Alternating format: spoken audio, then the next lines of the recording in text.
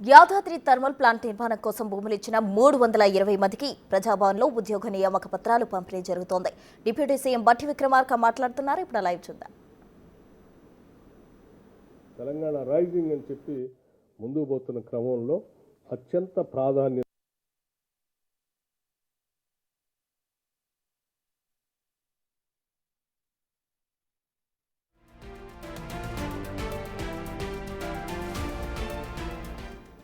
CM Revanth Reddy చేతుల మీదుగా నియామక పత్రాలు ప్రభుత్వం ఇచ్చిన హామీ మేరకు అందజేస్తూ ఉన్నారు. తెలంగాణ జెన్కో వివిధ విభాగాల్లో వీరికి పోస్టులు అందజేస్తున్నట్టు కూడా మనకు సమాచారం అందుతుంది. అయితే ఈ ప్రాజెక్టులు రాష్ట్రానికి విద్యుత్ ఉత్పత్తిని మాత్రమే కాదు అన్నిటికీ కూడా పెంచే అవకాశం ఉంది.